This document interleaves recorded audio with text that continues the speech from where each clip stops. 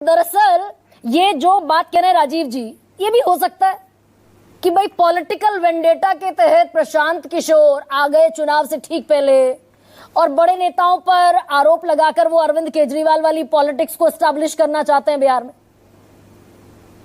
गरिमा जी, हम लोगों का शुरू से स्पष्ट मत है कि कबीर का देश है और यहाँ विवेक के लिए, बुद्धि के लिए, ज्ञान के लिए, प्रज्ञा के लिए जरूरी नहीं कि विधिवत शिक्षा विद्यालय, महाविद्यालय, विश्वविद्यालय में किन्हीं की हो। लेकिन डेमोक्रेसी में मेरिटोक्रेसी की बात कौन लोग करते रहे? कौन लोग हमारे नेता के बारे में तरह तरह की बातें करते रहे? आप जानती हैं कि इस देश में एक कामराज जैसे लोग भी हुए, मिड डे मील स्कीम लेकर आए, 9 साल तक तमिलनाडु को चलाया, कांग्रेस पार्टी के राष्ट्रीय अध्यक्ष रहे, कभी उनकी विधिवत शिक्षा नहीं हुई। इसी देश में पेरियार जैसे समाज सुधारक भी हुए, कितने पास थे वो? पेरियार की पढ़ाई जो हुई वो 5वीं पास थे। और बाबा साहब अंबेडकर जिन्होंने संविधान दिया, वो जिनको गुरु मानते थे महात्मा फुले, वो 5वीं पास थे। हम कह रहे हैं कि ताऊ देवीलाल जी 2 बार इस देश के उप प्रधानमंत्री रहे, उनकी विधिवत शिक्षा नहीं हो पाई, उच्च शिक्षा। कर्पूरी ठाकुर जी जननायक, वो इंटर पास थे, दूसरी जमात से उन्होंने पास, मतलब 2nd डिवीजन से पास किया। लेकिन हमारे नेताजी के बारे में, लालू जी के बारे में कहा शंकरसन ठाकुर ने कि नहीं, ये तो 3rd डिवीजन से इन्होंने पास किया, बीएन कॉलेज से।